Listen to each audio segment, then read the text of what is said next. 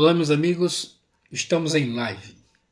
Mais uma segunda-feira, na graça de Deus, estamos aqui para continuarmos o nosso estudo, né? Em Gênesis, agora estamos no capítulo de número 18, onde nós vamos ver o sonho profético de Abraão logo depois da circuncisão. Lembrando que na aula passada nós falamos sobre a circuncisão de Abraão, primeiramente. Nós comentamos e falamos que Deus muda o nome de Abraão para Abraão, que ele seria não só o pai de um pequeno povo, né? Avram, pai de Aram, né? Mas agora é Avraham, pai de povos, de multidões. E teve um contraste com o fato da circuncisão, porque como agora ele é pai de Avraham, seria mais ou menos que ele fosse um cosmopolita, né? Que não tivesse uma nação física, um cosmopolita, na verdade. Mas como a circuncisão, ele também seria um nacionalista.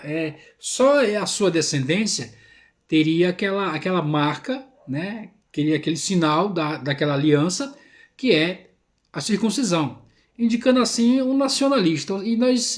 E naquela aula também falamos sobre a questão de direita, que é nacionalista, e esquerda, que é ligado ao humanismo. E nós vemos aqui com a circuncisão de Abraão, que Abraão estava nesse meio termo. Não é meio termo, né? Estava nessa situação. Mas o detalhe é que Abraão seria a ideia é que Abraão traria o equilíbrio desses extremos, extrema esquerda e extrema direita, seria Abraão. E nós falamos que também que Deus muda o nome de Sarai, falamos sobre isso.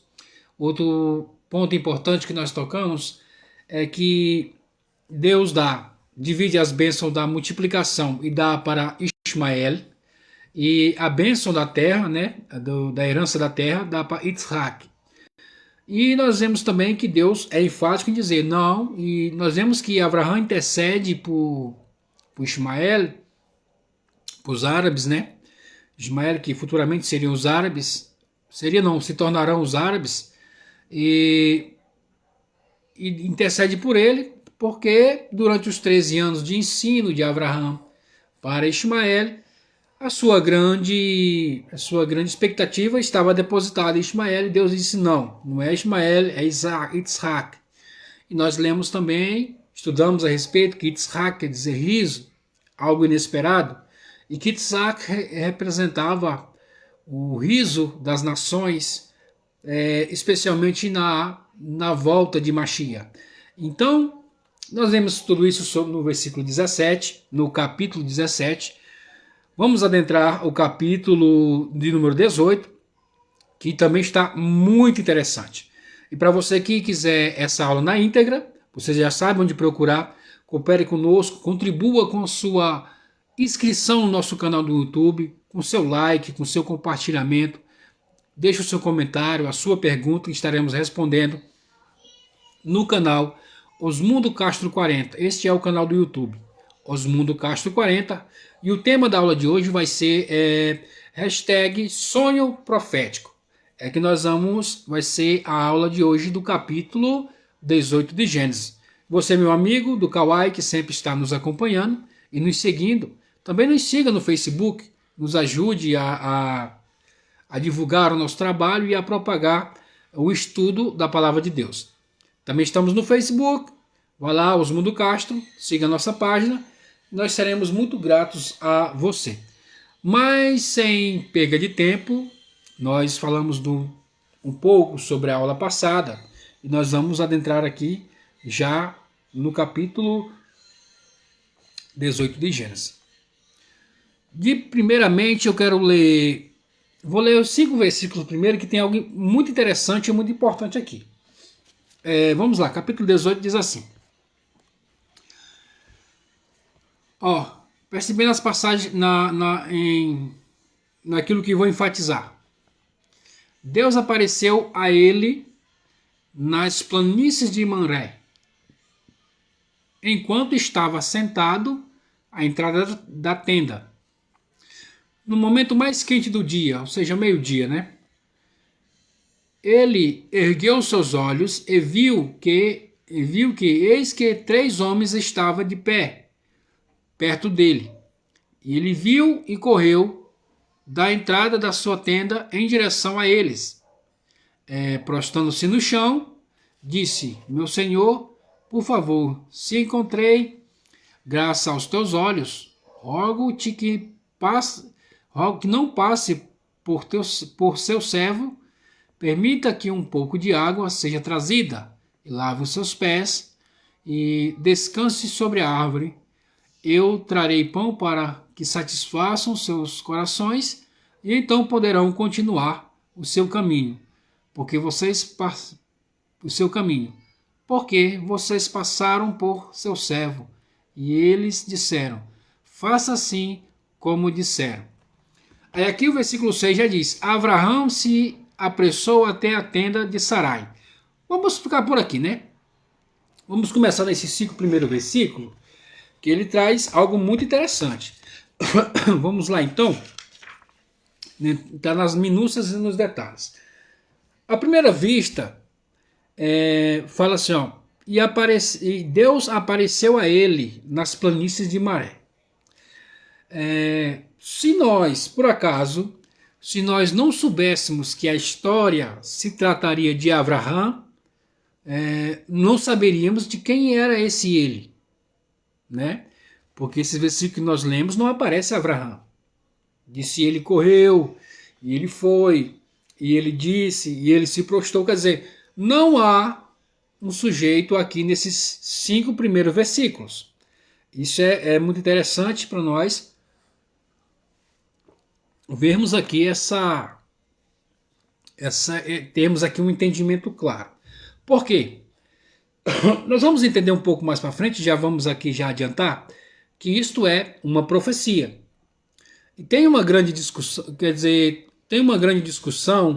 que ela gerou até uma tragédia, que nós vamos contar um pouco mais para frente, sobre essa situação aqui.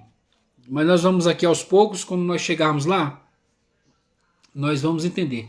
Melhor dizendo, vamos entrar aqui já no ponto de entrarmos nessa questão, dessa discussão que há entre estudiosos. Uns dizem, quer dizer, que sua maior força, né, dos estudiosos disse que isso ocorreu de maneira literal.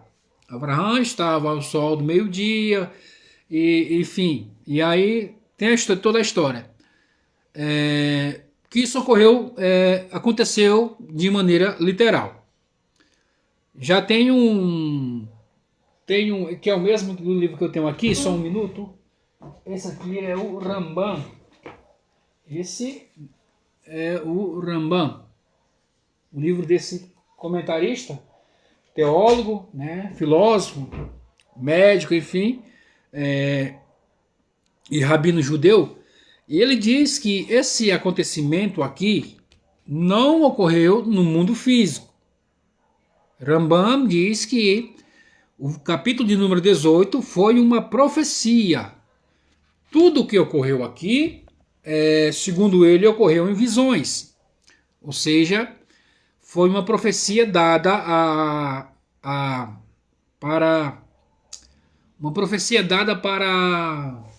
Abraão. Não ocorreu no mundo físico. É isso que ele fala.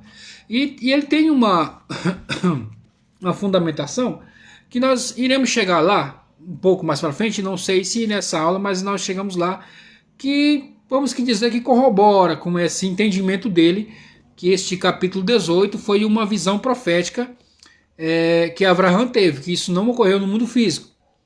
Segundo ele, nós vamos ver um pouco mais para frente, também aqui vai falar sobre a destruição de Sodoma e de Gomorra, quer dizer, não nesse capítulo, na próxima aula nós iremos falar. Mas, segundo ele, ocorreu a destruição de Sodoma e Gomorra não sabe se foi meteoros ou asteroides, não sei, que ocorreu a destruição de Sodoma e Gomorra. Isso sim foi real. Mas aquilo que é narrado aqui, segundo ele, foi em visão. Foi uma visão profética. E quando ele levanta de manhã cedo, nós vamos ver no capítulo 19, quando Abraão levanta de manhã cedo, que ele olha, ele vê uma grande fumaça, né, subindo de Sodoma e Gomorra, depois que ela havia sido destruída. Mas o evento do capítulo 14, segundo Rambam, ocorreu em uma visão, foi um ato profético. Já tem aquele, já grande parte, a maioria de todos, assim como nós, cremos que o capítulo 18 ocorreu de maneira literal. Mas qual foi a grande complicação que teve aqui? A grande complicação que quando ele fez este comentário, ele escreveu muitos livros, né? Houve uma grande discussão entre o povo judeu, que uns diziam, chamaram até de herege, né? Por fazer tal afirmação. E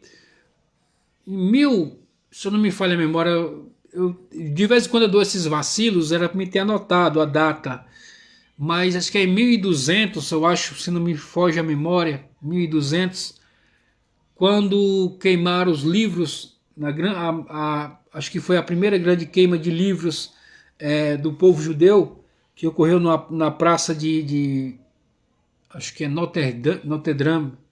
Foi uma falha minha aqui, depois na próxima aula eu vou pesquisar direitinho onde foi a data que foi direitinho.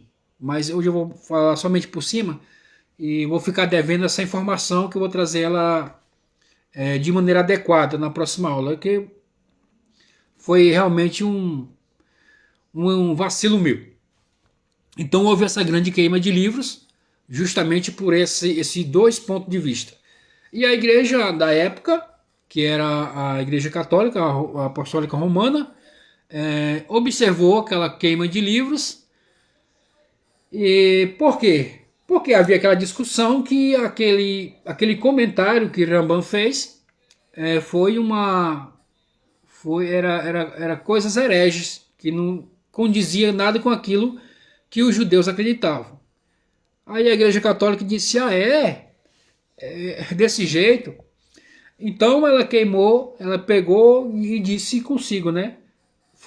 O povo judeu abriu uma brecha naquele momento, quer dizer, para que a igreja católica também dissesse, olha, então se vocês queimaram o livro de vocês, porque uma determinada linha de raciocínio pensou diferente, e vocês o julgam como hereges, nós também julgamos vocês como hereges. Nós vamos também queimar os seus livros. Naquela praça, naquela data, foram queimadas 15 mil livros. E muitas dessas obras, nossa, a quantidade infinita de conhecimento que foi queimado naquele dia, que nunca não tinha cópia, não foi recuperado, foi enorme. Uma grande gama de conhecimento foi perdido. Por quê? Porque houve divergências em duas linhas de pensamento. E isso foi um tapa na cara dos judeus. Além de você, porque aquela questão, o judeu não está na sua terra, ainda vai caçar briga na terra, nas casas dos outros. Não era a casa dos judeus, né? Foi na França, né? Eu vou pesquisar direitinho, eu trago para você na próxima aula, eu prometo a você. Quer dizer, você não está na sua casa, ainda vai caçar confusão, briga. Então isso serviu de lição, que hoje os judeus não discutem fora da sua casa, ou seja, fora de Israel. Eles discutem a respeito de temas dentro de Israel. Fora de Israel, você não vai ver uma comunidade judaica brigando, discordando por causa de opiniões, de interpretações, porque não estão na sua casa. Quer dizer, isso foi como um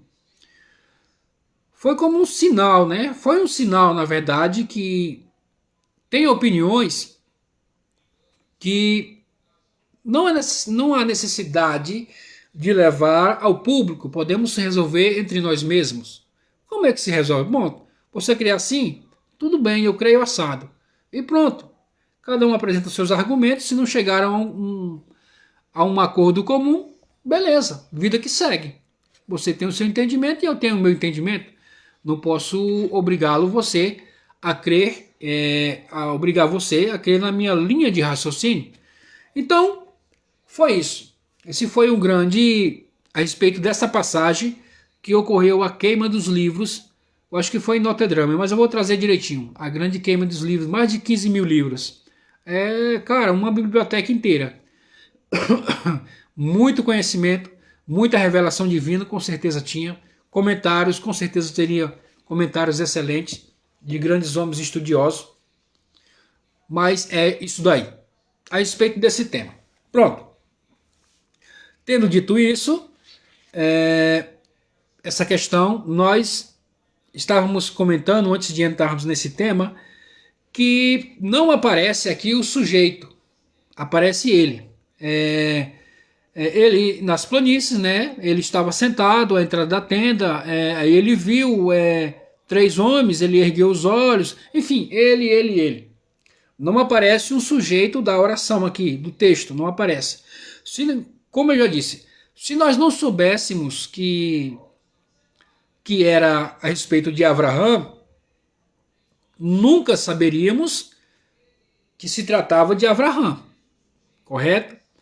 Você tem esse entendimento? Eu também tenho, porque não fala o nome de quem é que viu. Quem viu? Quem sentou? Quem ofereceu água para os anjos? Quem pediu para eles? Quem? Não tem nome, não tem sujeito. Isso traz entendimento de algo muito importante. Quando Deus aparece a Abraão, ele está num clímax de profecia, de visões. E quando Deus toma um profeta para entregar-lhe uma profecia, uma visão, isso quer dizer que Deus aparece em primeiro lugar. Não existe sujeito, não existe eu profetizo, eu determino. Não, se é Deus, o sujeito ele é totalmente anulado. É isso que essa passagem, estes 5 versículos querem nos dizer. Que se é realmente Deus que toma em profecia, que se é realmente Deus que toma em visões, o sujeito desaparece. Permanece somente Deus. Deus é o autor principal. Ele traz a visão. É como se não, né? Na verdade que o que estava de Abraão ali era somente o corpo físico.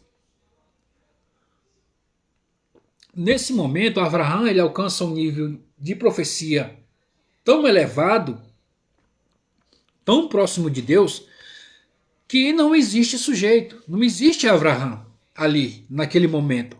Existe um corpo, que é o corpo de Abraão, todos nós sabemos, mas que é tomado por Deus. Diz aqui que Deus apareceu a ele na planície de Moré, quando ele estava sentado à entrada da tenda, no momento mais quente do dia. Nós vamos ver aqui algo interessante também, mas depois, mas vamos aqui complementar, ou seja, naquele momento, ou em qualquer momento que alguém ele é tomado por profecia da parte de Deus, se é Deus mesmo, o sujeito desaparece. Não existe sujeito, não existe eu. Eu profetizo, eu determino, eu faço isso, eu faço aquilo. Não. Se é tomado pelo Espírito Santo de Deus, o sujeito ele desaparece automaticamente. Porque naquele momento a pessoa está em um nível tão elevado de profecia, de contato com Deus, e toda vez que você tem um nível de contato com Deus, um nível de profecia com Deus, o sujeito ele desaparece completamente daquela ocasião e permanece somente Deus, permanece somente a profecia, permanece somente aquilo que Deus quer trazer para a humanidade, para mostrar para os seus servos.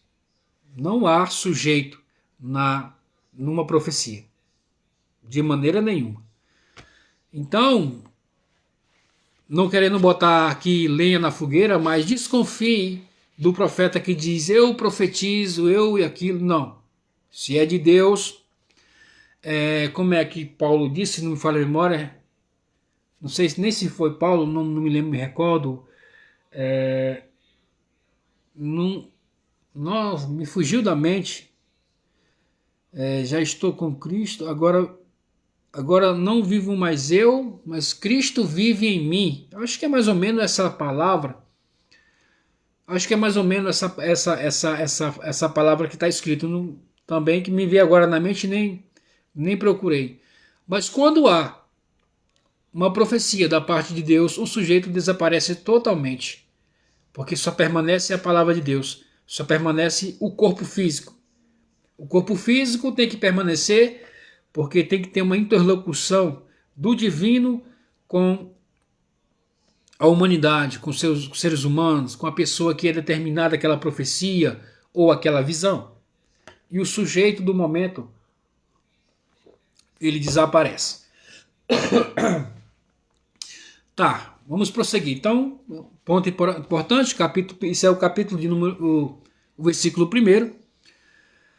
O versículo 2 diz assim: E ele ergueu os seus olhos e viu que eis que 3 homens estavam de pé, perto dele. E ele viu e correu da entrada da sua tenda em direção a eles, prostrando-se no chão. Aqui outro ponto aqui interessante. Vamos abordar esse tema que ele é interessante, porque disse que Deus aparece a ele. Raciocine comigo no texto. Como sempre estamos dizendo, estamos lendo aqui somente aquilo que é simples e que é literal do texto. Estamos indo da parte literal. Não estamos nos aprofundando, né? Somente o simples. Que Deus aparece a ele, então ele está tomado por Deus naquele momento. Aí de repente ele ergue os olhos e vê 3 pessoas e corre em direção àqueles três homens, né? Ele corre em direção àqueles 3 homens. E o que acontece naquele momento? Naquele momento que ele estava com Deus, ele é como se, numa maneira bem, não sei se essas são as palavras corretas, mas é como se ele dissesse para Deus: não, Deus, aguarde só um minutinho aqui que eu vou atender 3 visitantes que apareceram ali. Porque esse era o objetivo de Abraão. Ele sempre ficava na tenda. A sua tenda era instalada em um ponto estratégico, obviamente, para as pessoas que passassem por ali, ele falasse, convidasse, né? Como ele era sempre prestativo, a tomar uma água, a tomar um café, conversar um pouco, descansar da fadiga do sol do deserto. E ali ele aproveitava e falava sobre o monoteísmo, falava sobre Deus. Ele sempre estava ali.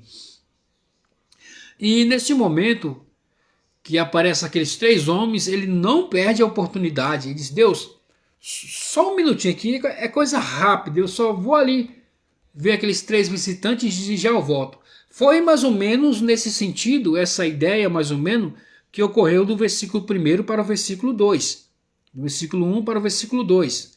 Deus aparece a ele está naquele momento com Deus, e de repente ele ergue os olhos, ele ainda não sabia o que eram anjos, porque ele ouviu, e não estavam longe, né? Estavam perto, assim diz, que aí fica um pouco mais complicado, que estava perto, mas ele teve que correr até eles, ou seja, ele se apressou em atendê-los, né? Na verdade, esse é o ponto que nós estamos trazendo aqui. Traz no sentido de atender rapidamente aqueles 3 homens. É como se nós estamos falando aqui, como se ele falasse: não, Deus, só um minutinho aqui, que eu vou ali atender aqueles 3 homens que estão ali, estão em viagem, devem estar cansados. E foi isso que ele fez. O que é que isso vem nos ensinar? Isso vem nos ensinar muita coisa.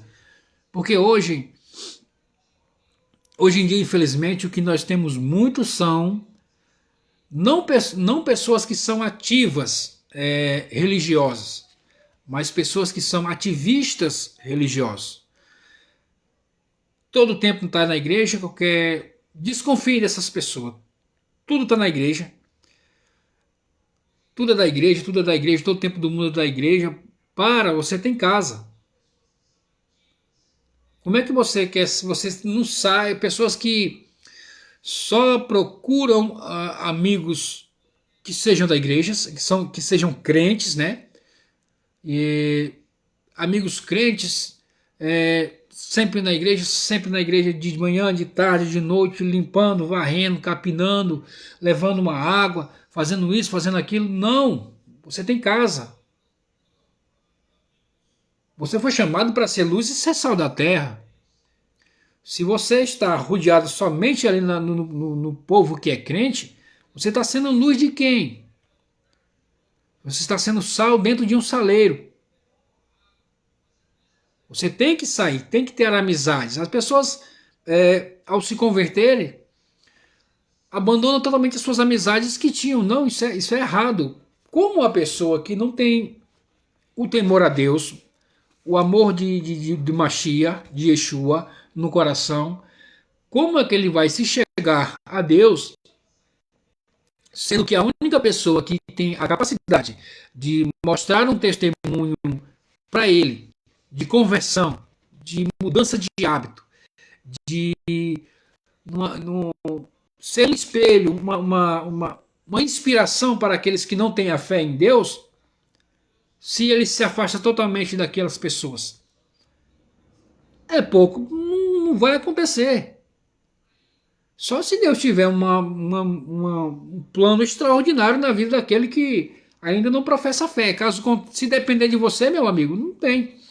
Por quê? Porque nós mesmos nos excluímos de nossas amizades, e principalmente quando se trata de família. Principalmente quando nós nos convertemos a Deus e vemos que muitos de nós nos tornamos um chato da família. Não participamos mais da reunião dos nossos familiares, no aniversário, no almoço. Não, não vou não, porque lá é só todo mundo pecador. Você é o sal. Você tem que estar lá para dar o tempero.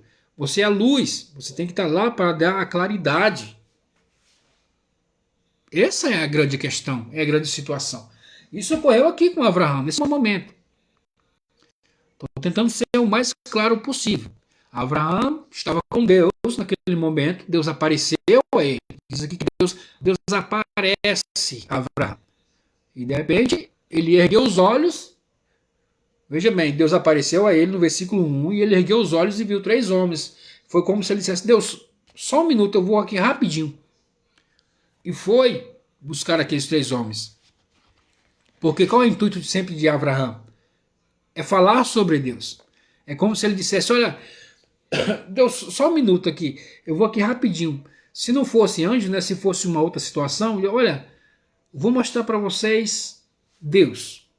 Vem aqui que ele se apresentou aqui para mim agora. Vem cá que eu vou mostrar para vocês. Era mais ou menos nesse sentido. Você, não estou dizendo que você não deve ir à sua congregação, não, não é isso.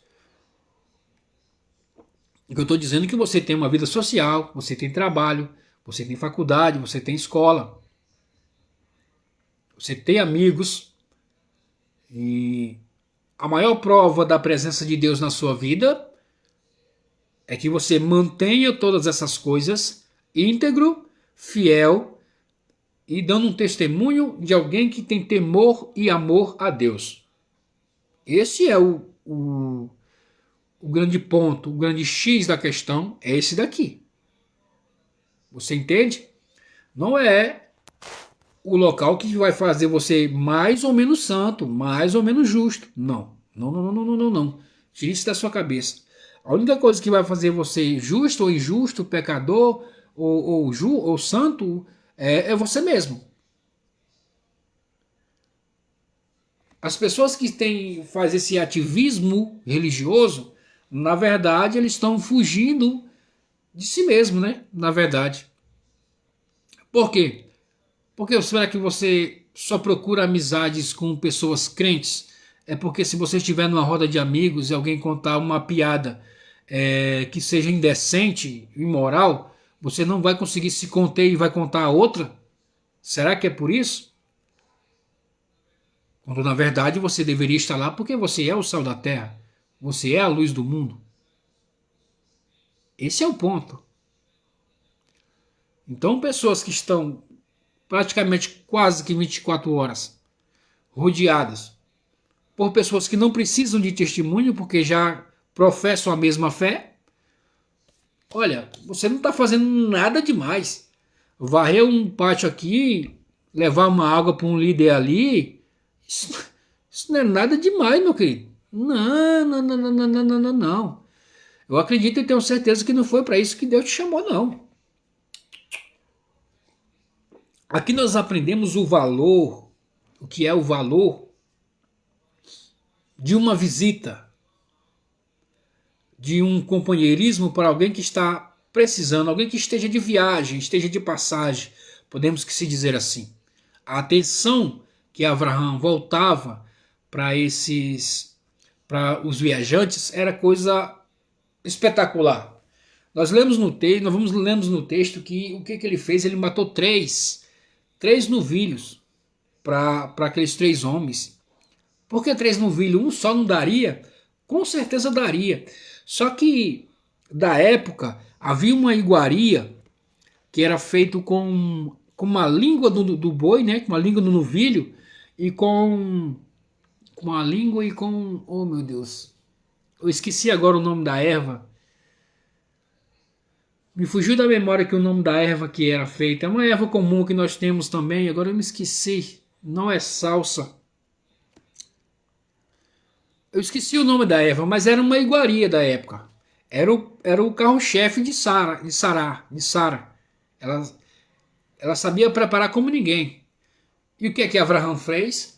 Eu não vou fazer uma língua só para um, depois ter que dividir no meio. Então vou matar 3 e dar uma língua para cada um. Resolvido o problema. Ou seja, vou tratá-los todos iguais, independente de quem seja. Serão tratados todos iguais. E nós vamos ver um pouco mais para frente que realmente havia uma hierarquia, mas Abraão ainda não sabia. Entre os 3 havia uma hierarquia. E ali há um ponto também muito interessante que nós vamos ter que tocar no assunto que nós falamos já no princípio, mas vamos chegar lá. Então é isso. Quando você está na presença de Deus, é como se... Qual é o entendimento aqui? O entendimento aqui é que mesmo que você esteja na presença de Deus, estudando, orando, fazendo alguma coisa para Deus, quem sabe um jejum, não sei, uma consagração, a lição que traz é essa. Quando chega alguma visita, seja na sua casa, seja na sua congregação, pare o que está fazendo e trate aquela visita com mais respeito, dedicação, carinho e bondade possível. É isso que esses 2 primeiros versículos já de cara nos ensinam a respeito. Então, a lição desses 2 versículos é essa. Visitas são muito importantes. Quer dizer, estrangeiros, né, viajantes, pessoas que precisam de água, de comida. E daqui também nós vamos aprender um pouco mais para frente que havia uma linha de entendimento da seguinte forma. Que quem são essas pessoas? Tá, o que eles disseram para... Tá, vamos prosseguir, depois nós vamos entrar nessa linha de raciocínio. O versículo 3 diz: E disse, meu Senhor, por favor, se encontrei graça aos seus olhos, rogo que não passe por seu servo. Permita que um pouco de água seja trazida, lavem os seus pés. Olha a dedicação em que Abraão estava cuidando das pessoas. E descanse sobre a sombra, descanse sob a árvore, ou seja, debaixo da árvore, né? Eu trarei pão para que satisfaçam seus corações, e então poderão continuar no seu caminho, porque vocês passaram por seu servo. E eles disseram, faça assim como dissestes. Então nós vemos a história, e aqui desses três homens. Vamos continuar, depois nós vamos entrar aqui. Tá. E Abraão apressou até a tenda de Sara e disse: depressa, três medidas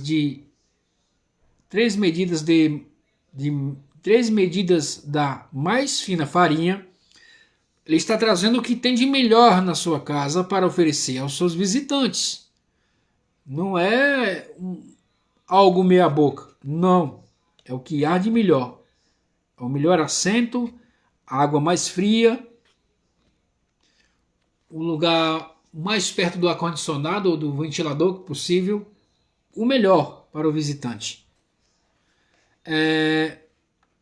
Amassa-os e faze bolos. Abraão correu até o gado e pegou bezerro tenro e bom. E ele deu ao jovem que se apressou em prepará-lo. Ou seja,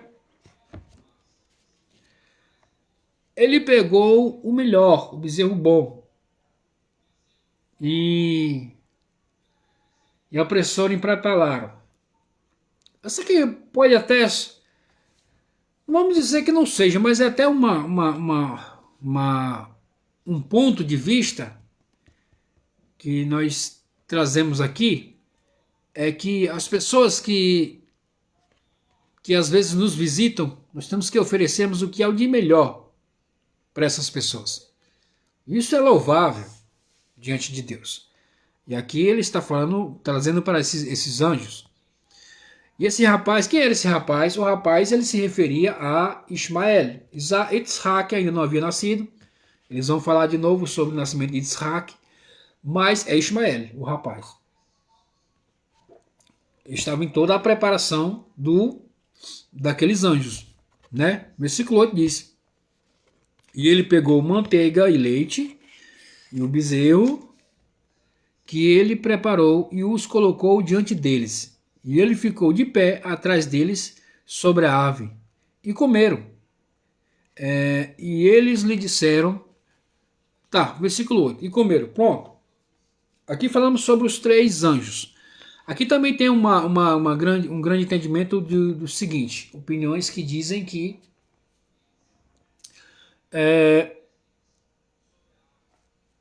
Vamos voltando ao texto, né, para falar sobre essa opinião. Veja bem que Deus aparece a Abraão. Você vai ver nas leituras e nos estudos que nós lemos anteriores, está lá na playlist, né, do meu canal do YouTube, Osmundo Castro 40. Na playlist está todo o estudo de Gênesis até o capítulo 18, que é o que nós estamos estudando no momento. Versículo por versículo. Tivemos esse cuidado de trazermos versículo por versículo. Interessante. Quando Deus aparece a Abraão, diz: apareceu Deus a Abraão e disse, Vaiomer, né? Em hebraico é Vaiomer, e disse isso. Apareceu o Senhor, Noé, e disse isso. Adão, e disse isso. E disse isso. Aqui tem uma linha de entendimento que é a seguinte. E eu concordo que eu sou simpatizante com essa linha de entendimento. Apareceu Deus a Abraão, né? O primeiro versículo do capítulo 18. Mas não disse nada. Deus aparece a Abraão e não diz nada. O que é que nos traz o entendimento daqui? Se nós formos recordarmos, isso já são 3 dias depois da circuncisão de Abraão. Ou seja, agora observe bem, a circuncisão de Abraão foi feita com uma pedra afiada. E qual é outra dificuldade? É que Abraão tinha 99 anos de idade. O seu organismo já não sara como podemos dizer, como antigamente. Aos 99 anos de idade, faz a circuncisão com uma pedra afiada, sem anestesia, sem nada. Aí alguém pode pensar, então hoje tem que ser com uma pedra. Não, hoje não. Hoje tem anestesia, tem anestesias, enfim, tem remédios, enfim. Mas Abraão não usou, porque na época de Abraão não tinha. Simples assim. Foi, como que posso dizer, foi no ritual nu e cru, né? Podemos dizer literalmente. Então, ao terceiro dia, é um momento em que tá mais dolorido, né? Tá com febre, tá que talvez a inflamação tá mais dolorida. É o terceiro dia, tá mais dolorido, talvez mais inflamado, não sei. Mas é o dia pior da cirurgia, nesse caso aqui de Abraão, não sei de alguma outra, não, graças a Deus nunca fiz uma cirurgia, mas ao terceiro dia está totalmente dolorido. E Abraão, no terceiro dia, estava na porta da sua tenda, esperando passar viajantes, ou seja, mesmo com aquela não sei se eu posso dizer debilitação, mas com aquela não é uma debilitação, essa não é a palavra, mas com aquela condição física fragilizada pelo corte feito daquela microcirurgia, né? Vamos dizer assim, da circuncisão. Ele estava na tenda, na porta da tenda, esperando passar pessoas para que ele pudesse falar sobre o monoteísmo. Ao meio-dia, na hora que o sol está mais quente. Quando diz que o sol está mais quente, mostrando, trazendo para você a ideia de que Abraão não importava o que tivesse acontecendo no momento com seu corpo físico. O que importava para Abraão era falar sobre o monoteísmo, sobre Deus, sobre a fé, sobre aquele que é o único e verdadeiro Deus. Esse era o objetivo de Abraão. E ele estava lá, ao meio-dia. E qual é o entendimento? Como diz que aparece Deus, e não disse que Deus disse algo a ele, como nós já dissemos em aulas passadas, que Deus sempre aparecia e diz, você pode prestar atenção, quer dizer, e apareceu Deus a Abraão e disse isso, isso e isso. Apareceu Deus a Noé, falou isso, isso, aquilo, outro. Apareceu Adão e disse isso e isso. Apareceu a Caim e disse isso e isso. Aqui, ele não disse nada. Qual é a conclusão que se tira? O entendimento de algumas interpretações e opiniões é que, naquele momento, Deus foi simplesmente para fazer uma visita para Abraão. Porque ele não disse nada. Apareceu Deus a Abraão. O que mais? Não disse o que Deus disse a Abraão. Vai dizer o que os anjos falaram a Abraão, mas Deus não disse nada a Abraão. Aqui nós aprendemos e entendemos que é daqui que se tira o mandamento de visitar os enfermos, visitar as pessoas doentes no leito de enfermidade, em casa. Porque Abraão estava em casa, estava enfermo, né? Enfermo em aspas, né? Sobre o enfermo que eu digo é pela febre, né? A dor do corte, eu digo assim, esse tipo de enfermidade. Mas de abrangente, um modo mais abrangente, aprendemos aqui nessa passagem aquilo que Deus disse que era para nós visitarmos os enfermos, os encarcerados, né? Que mais para frente foi replicado por Mashiach, né? Por Yeshua, Jesus, replicado por ele, a visita aos enfermos. Então, já desde de Abraão, o próprio Deus vai visitar, pois vê a disposição em que ele tem em o servi-lo. Então é esse ponto, nós vamos conseguir continuar. Tá, preparou? Nós estávamos lendo. Tá. E quem são esses três homens aqui, né? Não fala aqui no texto, mas segundo a tradição, o entendimento é de que alguém disse que foi o Pai, o Filho e o Espírito Santo. Não foi. Não. Aqui foram a visita de 3 anjos. Por que 3? Não poderia ser só um. Não poderia ser, já que Deus apareceu para ele, Deus poderia ter falado. Não. Pelo seguinte fato de que Deus criou o mundo em uma ordem de forças naturais. Então, e tudo tem o seu objetivo. Então Deus não vai atropelar. Se ele cria forças, é óbvio e é natural que essas forças elas possam agir. Por exemplo, Abraão estava doente e o anjo enviado, um desses três, um anjo era Rafael, que vem de Rafá, né, de cura. El é força. Rafael é força, como é que é? Força da cura. Foi o que veio para curar Abraão. E também veio Gabriel, que é de Gevurá, né? Então, Gevurá é justiça, né? Severidade, a força da justiça. E ele não veio trazer o recado para Abraão, mas pelo contrário, ele veio para ir de Abraão passar para ir para Sodoma e Gomorra. E veio Gabriel, Rafael, e Michael, que é Miguel, né? O anjo que traz que é responsável por trazer as mensagens de Deus. Ele é diferente de Rafael, que é o anjo da cura, porque o anjo ele é limitado ao propósito que Deus o criou. Por isso, 3.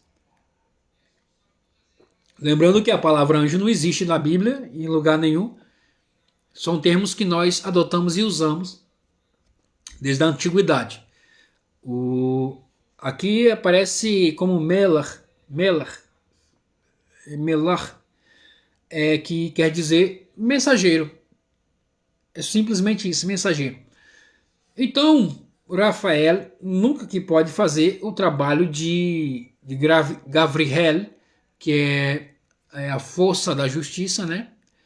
Que ela é força, nós já estudamos sobre isso. E Gabriel, que é de Gevurá. Gevurá é justiça, é severidade. Então, cada um tem o seu objetivo. Numa pluralidade e nem multipoder, e um anjo não. Ele tem aquele poder porque ele foi criado objetivamente somente para fazer aquilo. Ele não tem multifunções. O mesmo que traz a mensagem, é o mesmo que cura, é o mesmo que guerreia. Não. Cada um na sua organização, no seu devido lugar. Tem os seus níveis de anjos, acho que são 5 níveis, se não me falha a memória, não me recordo bem, mas cada um tem a sua função, o seu dever de fazer.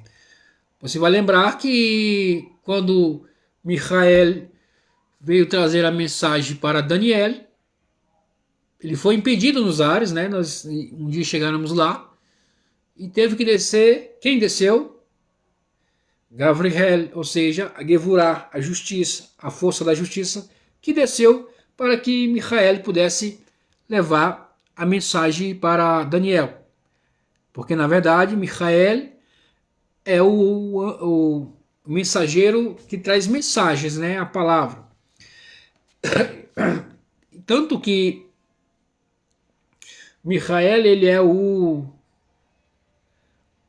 o anjo, né, o arcanjo, né? O arcanjo de Israel.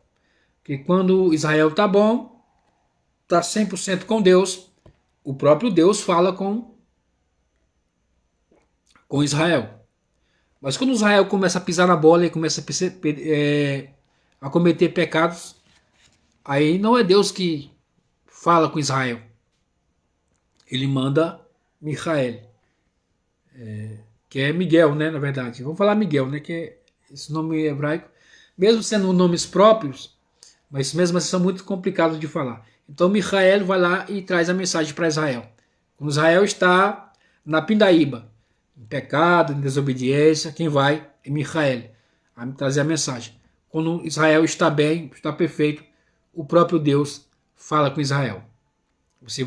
Quando você começar a ler as Escrituras Sagradas, você vai observar esses pontos. Então, e quando sai para Sodoma e Gomorra, quem sai para Sodoma e Gomorra? Sai, que no caso veio Rafael, né? Rafael veio para curar Abraão e foi embora. Gabriel veio para destruir Sodoma, ele parte para Sodoma, e Michael veio para tirar Ló, avisar Ló para que Ló saia da cidade. Então essa era por isso que só foram dois. Porque veio três até Abraão e um voltou, que um só veio para curar e voltava para trás. Os outros dois que veio trazer, que foi para destruir Sodoma e Gomorra, que é Gabriel, que é Gevurah, e explicamos sobre isso. Ele foi. E Micael, que veio trazer a mensagem para Ló sair da cidade porque iria ser destruída. Então por isso só foram dois para Sodoma e Gomorra. Mas isso vai ser na próxima aula, que também é a próxima aula, já adiantando, está muito interessante, você não pode perder, mas vamos prosseguir, né? O que é que ele diz? Prosseguindo a leitura, vamos ver como é que nós estamos de horário. Estamos bem de horário. Eu acho que dá para acabar o capítulo de número 18. Vamos lá então, paramos no versículo 9. Foi? Tá. E eles disseram: onde está a sua esposa Sará? Ela está na tenda. E ele disse,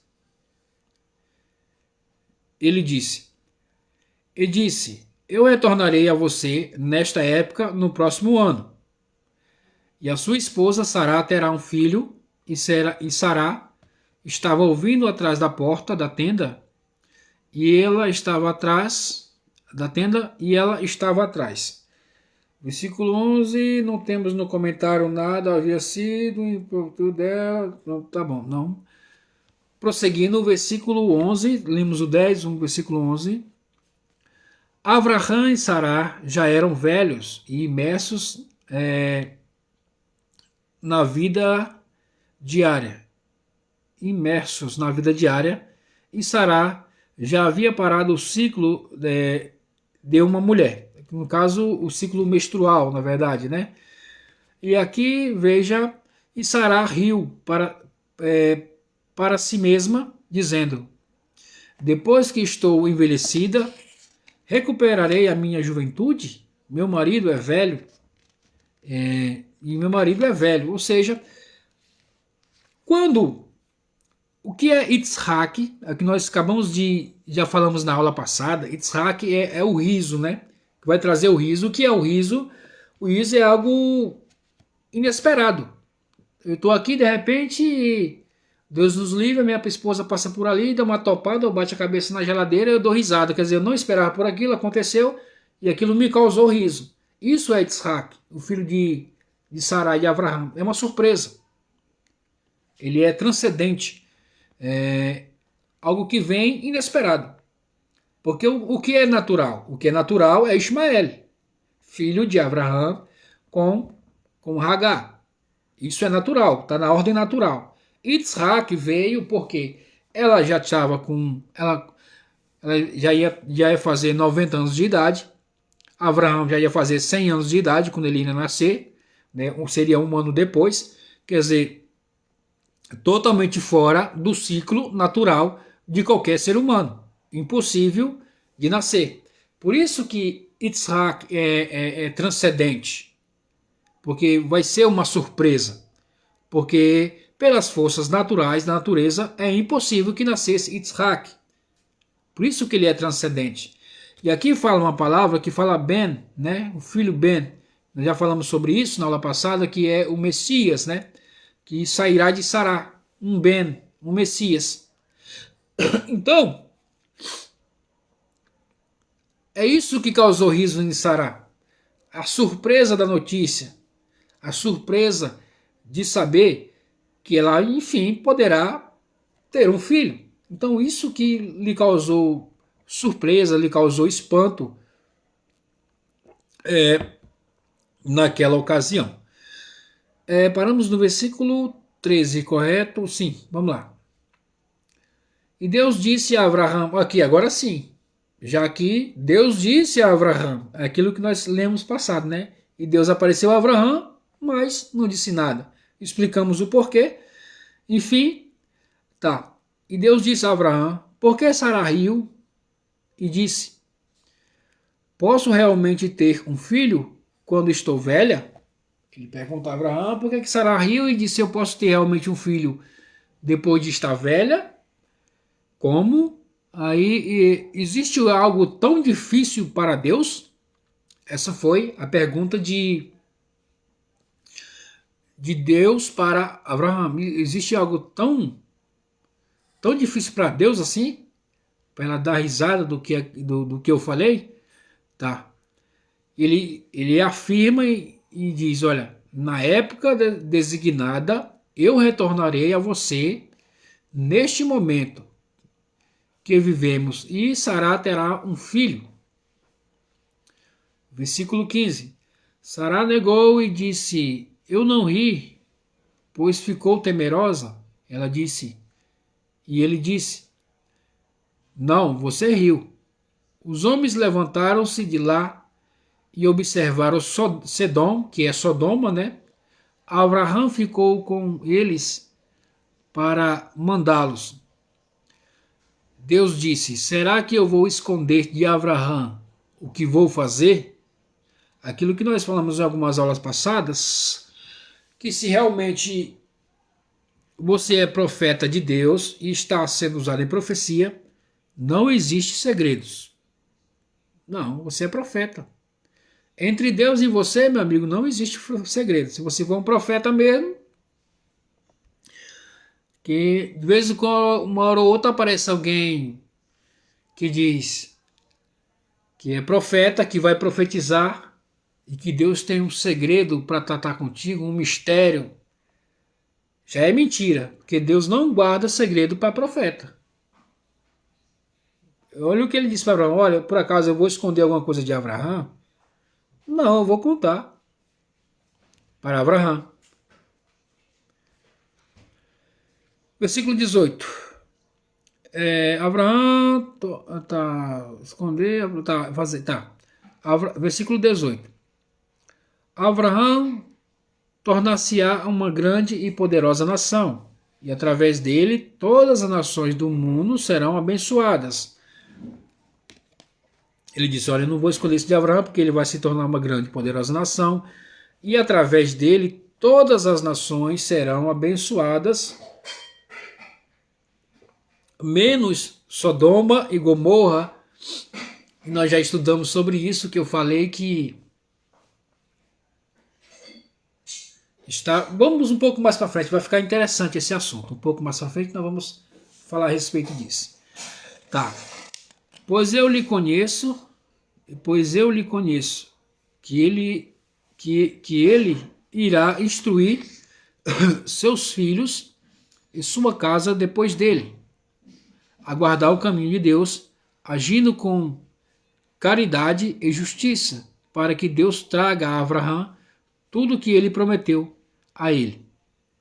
E Deus disse: o clamor de Sedom e Amorá, que é Sodoma e Gomorra, Amorá e Gomorra, é muito grande, e o seu pecado é muito grave.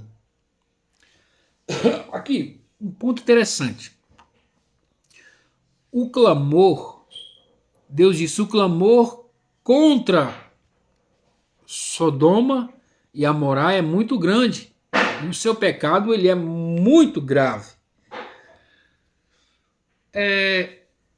Aqui tem um ponto interessante que fala que o maior pecado, eu não lembro mais onde está, acho que é Ezequiel fala sobre Sodoma e Gomorra. Eu acho que eu vou ficar devendo essa para a aula que vem. Nós vamos pegar esse ponto aqui, que ele é muito interessante também. Nós vamos pegar já e dar continuidade. Mas aqui fala no seguinte. Vou relembrar para você na aula que vem. Eu não lembro agora qual é o livro de Ezequiel. E agora o celular não está na minha mão, né? Estou gravando com ele e fica difícil de eu procurar. Para ter anotado antes. Mas está lá em Ezequiel. Vou trazer direitinho para você na próxima segunda-feira. Que fala que as pessoas falam, quando pensa que o pecado de Sodoma e de Gomorra foi, alguns dizem, né, que foi pelo fato dos anjos quererem ter relações com dos homens quererem violentar os anjos, falam que foi sobre a moralidade, a pornografia, o homossexualismo, né? Mas na verdade teve algo que pesou mais. E justamente é o que está em Ezequiel, que agora eu não me recordo qual é, mas eu vou trazer. Não vou ficar devendo, que isso é muito importante para dar complemento. Tive um vacilo em vez de ter trazido agora, mas é muito importante para dar o complemento a esse entendimento aqui. Qual era o pecado do clamor que subia? Quem clamava para Deus contra Sodoma e Gomorra? Quem clamava contra Sodoma e Gomorra? Os moradores não eram. Nós lemos em aulas passadas que Sodoma e Gomorra era como o jardim de Deus. Era um lugar próspero, um lugar abençoado, mas havia algo ali tenebroso que fazia com que o clamor subisse até Deus contra aquela cidade. Mas quem clamava contra aquela cidade? Quem? Ora, as pessoas que as visitavam, os visitantes. A tradição vai dizer, né, o Midrash vai dizer que eles tinham uma cultura muito egoístas, e nós vamos pegar um pouco disso um pouco mais para frente também, na destruição dela em si, mas aqui eu vou trazer uma pequena palha, que o povo de Sodoma e Gomorra, quando chegava um viajante, um andarilho, e pedia uma esmola para se alimentar, eles davam uma moeda, né, e aquela moeda ela tinha um brasão da família que deu aquela moeda. Quando aquele mendigo chegava em um comércio para comprar um alimento, a pessoa pegava e via o brasão. Se fosse um brasão de um sodomita, né, eles não vendiam alimento para aquela pessoa. E aquela pessoa vagava, tentava comer com dinheiro na mão e não comia. E acabava morrendo de fome. E acabava morrendo de fome. Esse foi o clamor que subiu até Deus. De pessoas que tinham dinheiro para comer e morriam de fome em Sodoma. Eles aceitavam sim, se fosse dinheiro de outro lugar, eles pegavam, com certeza, e vendiam alimento. Mas se ele vesse aquele brasão e com certeza havia uma identificação que era de Sodoma, ele sabia que aquele andarilho havia pegado aquele dinheiro em Sodoma, e eles não aceitavam aquele dinheiro e não vendiam comida para ele. Nenhum tipo de alimento, nem água, nem nada, nem roupa para passar o frio, nada. E a pessoa morria à míngua com dinheiro na mão. Praticamente é isso que nos conta a história. Então esse foi um dos clamores. O desprezo pelos seres humanos. O desprezo, o pouco caso pelos seres humanos. Esse foi o clamor que subiu até Deus. E vai dar certinho que eu vou trazer essa parte que está em Ezequiel. Nós vamos fazer um complemento melhor quando nós chegarmos lá. Então esse é o ponto. Não foi só. Também é um grande pecado. É abominação a Deus, é. Mas o clamor que subiu a Deus não foi só isso. E o que pesava contra Sodoma e Gomorra era a sua falta de hospitalidade, que não tinha caridade com aqueles com os necessitados, não cuidava dos órfãos, nem das viúvas, só pensavam em si mesmo, muito semelhante com algo que você deve conhecer hoje em dia, só pensavam em si mesmo, avarentos, não cuidavam das órfãos, nem das viúvas, dos visitantes muito menos, para que não permanecessem lá, para desfrutasse daquilo que eles tinham lá.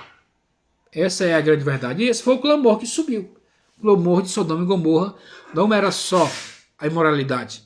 O que é ainda pior, quando você pratica a imoralidade, você está pecando contra o seu próprio corpo. O perigo maior, o pecado maior, pode-se dizer, ouvi alguém dizer que não existe pecadinho nem pecadão, tudo é pecado, mas eu acredito que o pecado maior não é aquilo que você pratica contra você mesmo. O pecado maior é aquilo que você pratica contra outras pessoas. Esse é o pecado maior, na minha simples e humilde opinião. Vamos lá prosseguir, né? Então fica assim. A aula que vem eu trazer mais, onde está em Ezequiel, mais detalhado, para nós, que nós vamos entrar nesse termo, nesses temas. Tá. Ah tá, e aqui versículo 21. Eu descerei agora e verei se eles fizeram tudo de acordo com o clamor que está vindo até mim. Então fizeram e fizeram até mim. Até mim, então.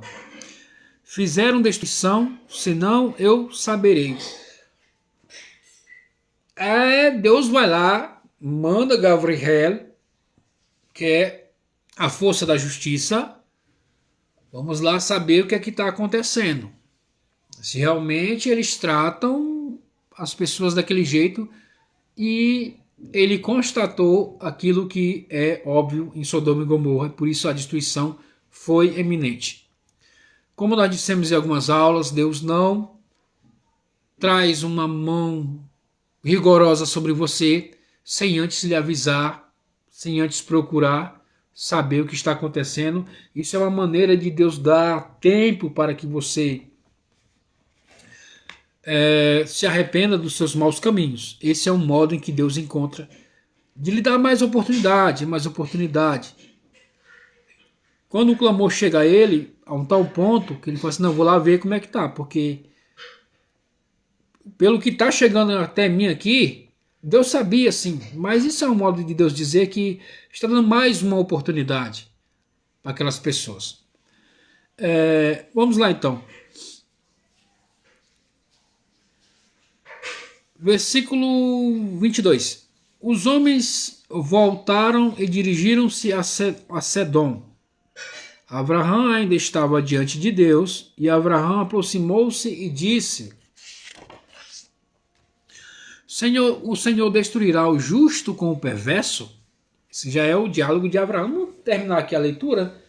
O horário ele já está um pouco excedendo, mas vamos terminar aqui a leitura, né? Para nós comentarmos sobre isso. O Senhor destruirá o justo com o perverso? Talvez haja 50 pessoas justas na cidade. Tu ainda o destruirias e não pouparias o lugar em consideração aos 50 justos? Dentro dela é um sacrilégio fazer algo assim, matar o perverso justamente com o justo. Deixando o justo com o perverso, é um sacrilégio ao Senhor que o juiz do mundo inteiro não agir com justiça. Versículo 26. Deus disse: se eu encontrar em Sedom 50 justos dentro da cidade, pouparei toda a região em consideração a eles. Respondeu Abraão e disse: eu desejo falar com Deus. Eu desejo falar com Deus. Eu sou pó e cinza. Talvez falte 5 entre os 50 justos. E o Senhor destruirá toda a cidade por causa dos 5. Não destruirei se encontrar 45 lá. Deus disse. E continuou mais e disse: supondo que haja 40 lá, eu não agirei em consideração aos 40. Assim Deus responde para Abraão, né? Abraão é insistente e disse, e disse: que meu senhor não fique irritado, mas deixa-me falar, e se há 30 lá, não agirei se encontrar 30 lá. E disse: já falei demais diante do meu senhor, mas se os 20 forem encontrados lá, disse: não destruirei em consideração aos 20. E disse: que meu senhor não fique irritado, mas falarei uma vez mais.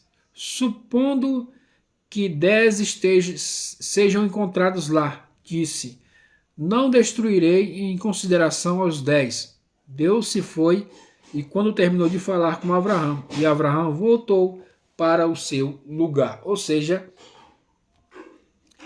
agora que Abraão decidiu clamar por Sodoma e por Gomorra. Como nós estudamos, acho que 3 aulas atrás, está na playlist, aí no canal no YouTube Osmundo Castro 40, que estava nas mãos de Abraão, tanto Sodoma quanto Gomorra, não só ele, mas cinco, né? Cinco cidades, né, de 5 reis estavam nas mãos, como despojos, nas mãos de Abraão. Se Abraão houvesse ficado com eles, ensinados e doutrinados, talvez Deus não encontraria só esses 50 justos. Talvez Deus encontraria muito mais. Porque assim como é uma cidade, eu não lembro bem o ditado, que todo povo tem um rei que merece, mais ou menos assim, ou todo rei tem um povo que merece, é algo do tipo, no sentido de dizer que o reflexo de uma nação, o reflexo de uma cidade, o reflexo da sua casa, o reflexo da sua igreja, o reflexo do seu ambiente de trabalho é segundo você. Isso mesmo, a responsabilidade é sua. Se as pessoas lhe tratam com gracejos indecentes e imorais, é porque você deu a oportunidade. Como dizem o ditado dos mais antigos, o cachorro não entra se a porta estiver fechada. Então, Abraão disse para Deus, Deus, se tiver 50, o Senhor pode salvar toda a cidade pelos 50? Deus disse, em consideração os 50 eu salvo. Mas não tinha. Abraão disse, e tivesse só 45? Deus, se tiver 45, eu não vou destruir a cidade. E assim foi até chegar a 10. E Deus disse, se houver 10, eu não destruo. Abraão pegou e desistiu ali nos 10. Porque ele sabia que não encontraria. E o pior é ter em sua consciência que todo esse povo poderia ter sido salvo por ele. Porque esteve na mão dele na guerra dos 5 reis. Nós estudamos sobre isso já. Esteve na mão dele e ele não quis ficar com o povo. Entregou deliberadamente. E agora está entregando, e agora está pedindo, clamando pelo povo. Agora já fica mais complicado. E aqui nós vemos uma grande diferença entre Abraão. Nós falamos sobre isso lá, nosso Deus, tem muitas aulas atrás, nós já estamos já com quase 30 horas de aula. Então, lá em Noé, nós falamos sobre essa grande diferença entre Abraão e Noé, que Noé foi salvo do dilúvio, mas a grande diferença de Abraão para Noé era que Noé falava sobre Deus, sobre o monoteísmo. Sim, ele falava. Mas por quê? Porque as pessoas viram que ele estava construindo um enorme barco. Aí ia lá perguntar para ele, ele pegava e falava. Abraão não, ele era o contrário, ele ia atrás das pessoas. Então, quando Deus disse para Noé, olha, você vê a grande diferença. Nós falamos sobre isso, mas vamos tocar aqui um pouco. Coisa rápida também. Quando Deus disse para Noé, eu vou destruir o mundo. Noé disse, tá bom. Vai ser um dilúvio. Noé, tá bom. Vai escapar só você e sua família. Não, então tá bom. A grande diferença aqui está aqui. Deus disse que destruir, e Abraão disse, meu Deus do céu. Meu Senhor, ele tentou convencer a Deus, olha Senhor, isso vai ser um sacrilégio. Você destruiu o ímpio, o injusto com o justo. Se por acaso lá tiver 50 justos, eu falei, então, por causa dos 50 eu não destruo. E assim foi, né? Mas o certo não sei se nesse momento posso até, isso já é um entendimento meu, né? Uma opinião particular minha, que nesse momento pesou a consciência de Abraão. Porque ele teve a oportunidade de salvar pelo menos esses 50. Então, se tivesse 50 justos, salvaria todas as regiões, né? Que ali no caso vamos ver um pouco mais para frente que não foi só Sodoma e Gomorra. Houve as regiões ali, algumas cidades também foram queimadas. Mas o foco principal está focado em Sodoma e Gomorra. Por um motivo muito importante que quando nós chegarmos no capítulo 19, nós vamos falar sobre ele. Mas talvez aquele sentimento de culpa, né, que ele poderia ter feito algo mais e não fez, talvez tenha sido isso o grande peso na consciência de Abraão, que fez com que ele clamasse que não, para que não destruísse a cidade de Sodoma e Gomorra, mas a cidade já estava toda corrompida. Então, meu querido, acabamos de ler o capítulo, de estudar o capítulo 18. Semana que vem, segunda-feira, espero você aqui, terá o capítulo 19. Estaremos estudando juntamente com você a Escritura Sagrada. E será muito interessante, viu? Não perca, aguardo você lá. Muito obrigado por ficar até aqui comigo. Espero você no próximo vídeo. Fique bem.